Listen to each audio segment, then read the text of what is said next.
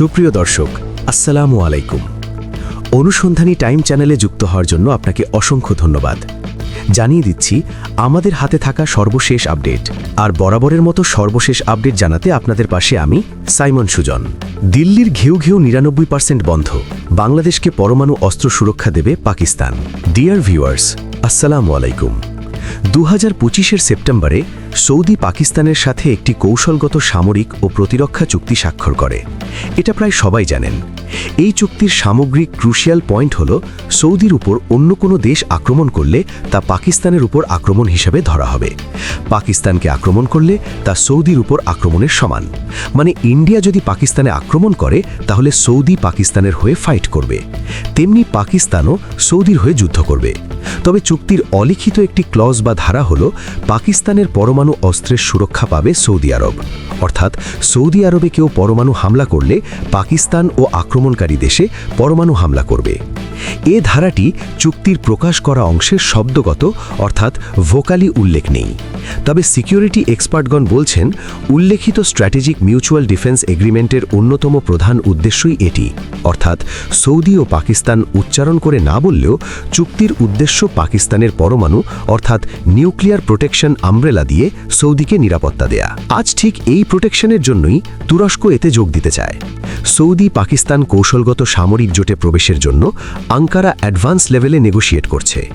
তুরস্কের যোগ দেওয়ার মাধ্যমে তা আরও পাওয়ারফুল হবে, কারণ প্রচলিত সমরাস্ত্র শিল্পে তুরস্ক এখন বিশ্বে ১১তম স্থানে আছে।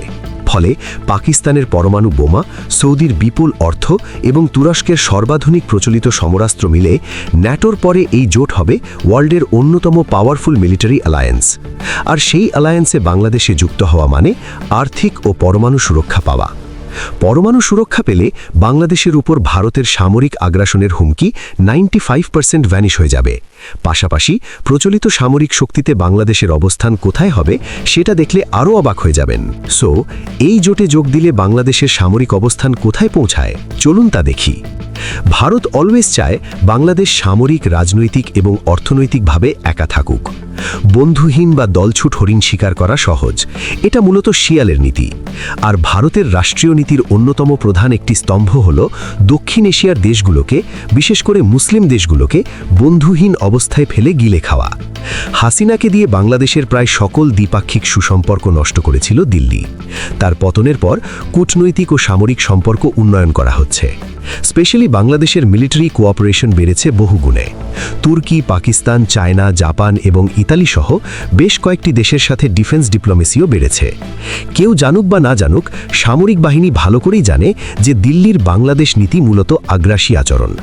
সকল উপায়ে বাংলাদেশকে অত্যাচারের মাঝে রেখে ব্যর্থ রাষ্ট্রে পরিণত করা তাদের টার্গেট। দিল্লির এই পলিসির বিপরীতে শক্তিশালী সামরিক বাহিনী যেমন দরকার, তেমনি কোনো একটি পাওয়ারফুল সামরিক জোটে যুক্ত হওয়া বাধ্যতামূলক, অথবা কোনো সুপার পাওয়ার প্রোটেকশন নেয়া। সেক্ষেত্রে চীনের সাথে গেলে আমেরিকা নাখোশ হবে, আবার শুধু আমেরিকার উপরও নির্ভর করা যাবে না। এমতাবস্থায় সৌদি পাকিস্তান ডিফেন্স অ্যালায়েন্স বাংলাদেশের জন্য বেশ কার্যকর। তুরস্ক যোগ দিলে সোনায় সোহাগা, কারণ তুর্কি যুক্তরাষ্ট্রের পর ন্যাটোর সেকেন্ড লার্জেস্ট মিলিটারি। সত্যিকার আধুনিক যুদ্ধের ফাস্ট অভিজ্ঞতা আছে তাদের। তার উপর ওয়ার্ল্ডের 11তম ডিফেন্স ইন্ডাস্ট্রির মালিক। ওদিকে সৌদি, পাকিস্তান ও তুরস্ক আমেরিকার সাথে যথেষ্ট ঘনিষ্ঠ। ফলে এতে যোগ দিলে ওয়াশিংটন তেমন নাখোশ হবে না। তাই Saudi Pakistan strategic mutual defence এগ্রিমেন্টে যোগ দেওয়াটা হবে ঢাকার জন্য সবচেয়ে ইফেক্টিভ অপশন। বাংলাদেশ যদি সত্যি এই জোটে যোগ দেয়, তবে দক্ষিণ এশিয়া এবং মধ্যপ্রাচ্যের সিকিউরিটি ডায়নামিক্স টোটালি চেঞ্জ হয়ে যাবে। পরমাণু অস্ত্র থেকে শুরু করে অসল রাইফেল সবই এই জোটের দেশগুলোতে উৎপাদন করা হয়। ন্যাটোর পরে এই জোট হবে সবচেয়ে পাওয়ারফুল ডিফেন্স অ্যালায়েন্স। তখন বিশেষ করে ভারত পড়বে এক চিপায়। হয় তারা সুস্থ দেশের মতো আচরণ করবে, নয়তো প্রাপ্য শাস্তি ভোগ করতে হবে। যতদূর জানা যায় যে বাংলাদেশের সামরিক নীতি নির্ধারকগণ পাকিস্তানের সাথে এমন একটি ডিফেন্স এগ্রিমেন্ট করার জন্য একটি স্পেশালাইজ মেকানিজম প্রতিষ্ঠা করেছেন। সুবিধা অসুবিধা যাচাই বাছাই করে চুক্তির চূড়ান্ত ধারাগুলো নির্ধারণ করা হবে।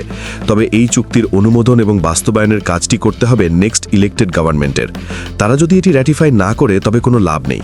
জামাত ক্ষমতায় আসলে চোখ বন্ধ করে তা করবে। কিন্তু প্রশ্ন হলো, বিএনপি এই চুক্তি করবে কিনা, মানে ভারতকে তারা নাখোশ করতে রাজি আছে কিনা। এর পাশাপাশি আরেকটি বড় প্রশ্ন হলো, পাকিস্তানের সাথে এরকম চুক্তি করলে সৌদির মতো নিউক্লিয়ার প্রোটেকশন পাবো কিনা। Let's see.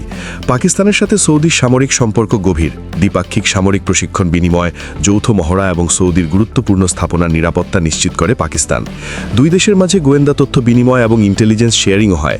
Strategic mutual defence এগ্রিমেন্টের মাধ্যমে সেই সম্পর্ককে একটি ফর্মাল রূপ দেয়া হলো। 17 সেপ্টেম্বর 2025-এ তা স্বাক্ষরিত হয়। এই চুক্তির অন্যতম ধারাগুলো হলো কালেকটিভ ডিফেন্স কমিটমেন্ট, অর্থাৎ দুই দেশের কেউ আক্রান্ত হলে তা উভয় দেশের ওপর আক্রমণ বলে গণ্য করা হবে এবং তারা যৌথভাবে সেই অ্যাটাক ঠেকাবে। চুক্তিটি এই নীতির ওপর ভিত্তি করেই তৈরি করা হয়েছে। যৌথ সামরিক বাহিনী গড়ে তুলবে। এই ক্লজের অধীনে দুটি দেশের সামরিক বাহিনীর মাঝে সার্বক্ষণিক যোগাযোগ ও সমন্বয়, যৌথ সামরিক পরিকল্পনা এবং সামরিক প্রতিরোধ শক্তি সৃষ্টি, অর্থাৎ রেডারেন্স ক্রিয়েট করা। তৃতীয় ধারাটি হচ্ছে দ্বিপাক্ষিক উন্নত সামরিক প্রশিক্ষণ, মহড়া এবং প্ল্যানিং করা। এরপরে আছে ইন্টেলিজেন্স শেয়ারিং, অর্থাৎ গোয়েন্দা তথ্য বিনিময়। এর মাধ্যমে পাকিস্তান ও সৌদি সামরিক গোয়েন্দা সংস্থাগুলো পরস্পরের সাথে সকল গোয়েন্দা তথ্য শেয়ার করবে। দেশ দুটির মিলিটারি অ্যান্ড কাউন্টার ইন্টেলিজেন্স এজেন্সিগুলো 24/7 কমিউনিকেশন মেনটেইন করবে রিয়েল টাইমে। কোনো দেশ বা গোষ্ঠী যদি সৌদির জন্য হুমকি সৃষ্টি করে এবং এই সংক্রান্ত কোনো ইন্টেলিজেন্স ইনপুট পাকিস্তান পায়, তবে কোনো রকম শর্ত ছাড়াই তা ইনস্ট্যান্ট সৌদির সাথে শেয়ার করবে। একইভাবে সৌদি ও পাকিস্তানকে ইম্পর্টেন্ট গোয়েন্দা তথ্য জানাবে। ফলে সম্ভাব্য আক্রমণের বিরুদ্ধে প্রস্তুতি নেওয়াও সহজ হবে। ভারতের গোয়েন্দা অপতৎপরতা সম্পর্কে পাকিস্তানি আইএসআই বলতে গেলে এক্সপার্ট। বাংলাদেশের অভ্যন্তরে ও বহির্বিশ্বে ইন্ডিয়ান র বাংলাদেশের বিরুদ্ধে যেসব ধ্বংসাত্মক মিশন চালাচ্ছে তা ঠেকাতে হলে পাকিস্তানি গোয়েন্দা সাহায্যের কোনো বিকল্প নেই। 4 নম্বর পয়েন্টটি হচ্ছে যৌথভাবে সামরিক প্রযুক্তি উন্নয়ন এবং সমরাস্ত্র উৎপাদন করা। পাকিস্তানের কাছে অনেক অত্যাধুনিক সমরাস্ত্র প্রযুক্তি আছে। Intermediate range ballistic missile, stand off cruise ও ship missile, precision guide munitions, artillery shell, tank, APC, যুদ্ধজাহাজ, submarine, fighter jet, combat drone, loitering munitions, rifle, কামান ইত্যাদি প্রায় সব ধরনের সমরাস্ত্র কারখানা আছে পাকিস্তানে। নেই শুধু টাকা। পর্যাপ্ত অর্থ পেলে পাকিস্তান সমরাস্ত্র শিল্পে চমক দেখাবে, আর এই সেক্টরে সৌদি ইনভেস্ট করবে, পাকিস্তান উৎপাদন করবে। যৌথ সামরিক প্রযুক্তিও উন্নয়ন করা হবে, অর্থাৎ নতুন ডিফেন্স টেকনোলজি ডেভেলপ করবে তারা। নিজেদের সামরিক বাহিনীর পাশাপাশি তা বিদেশে রপ্তানিও করা হবে। পঞ্চম ক্লজটি হচ্ছে রিজিওনাল অ্যান্ড স্ট্র্যাটেজিক ডিফেন্স, অর্থাৎ মধ্যপ্রাচ্য এবং দক্ষিণ এশিয়ায় কৌশলগত সামরিক প্রতিরোধ শক্তি গড়ে তোলা।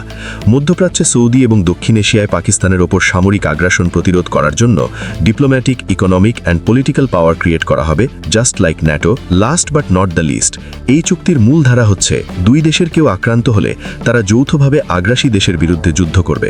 মানে সৌদি আক্রান্ত, পাকিস্তান অস্ত্র ও সেনা দিয়ে শুধু সাহায্যই করবে না, বরং পাকিস্তান আর্মড ফোর্সেস সরাসরি এগ্রেসর কান্ট্রির বিপরীতে যুদ্ধে নামবে।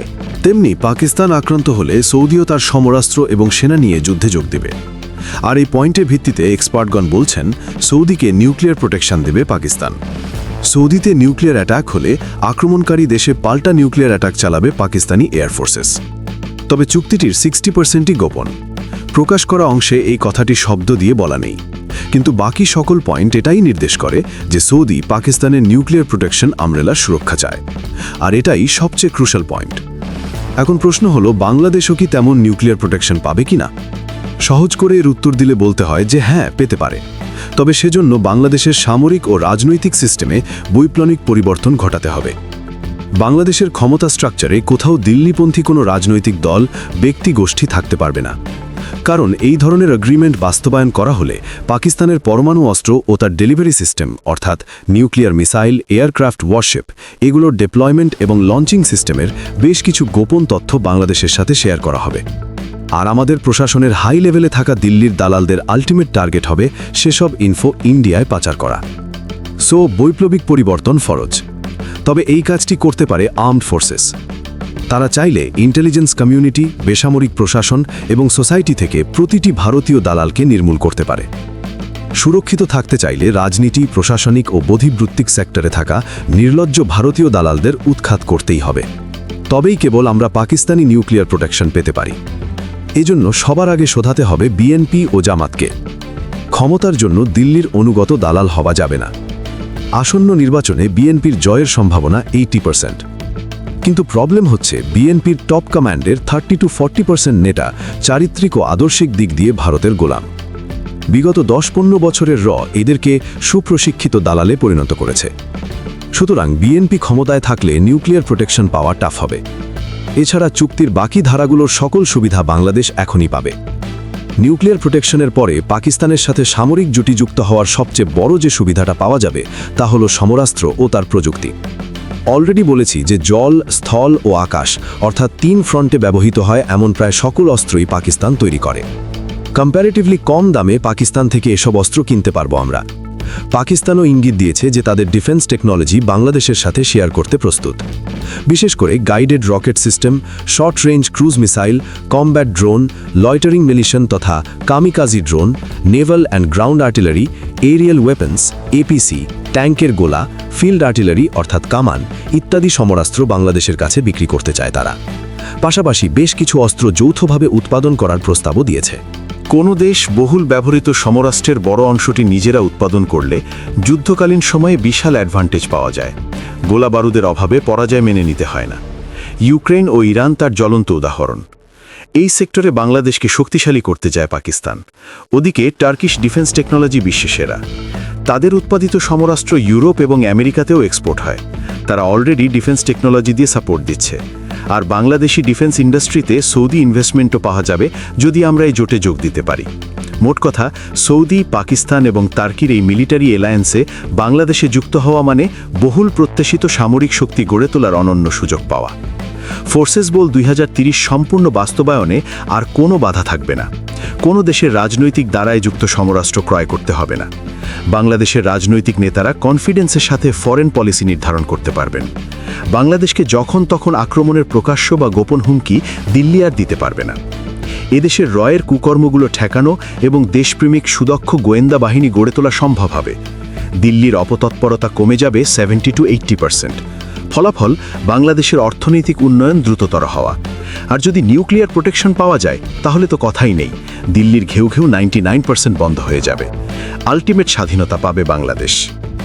সুপ্রিয় বন্ধুগণ, আপনার মূল্যবান মতামত জানিয়ে দিন আমাদের কমেন্ট বক্সে। সেই সাথে আমাদের চ্যানেল সাবস্ক্রাইব করতে মোটেও ভুলবেন না, যাতে এমন সব গুরুত্বপূর্ণ বিশ্লেষণ আপনার কাছে পৌঁছাতে পারে। Thanks for watching my video. আল্লাহ হাফেজ।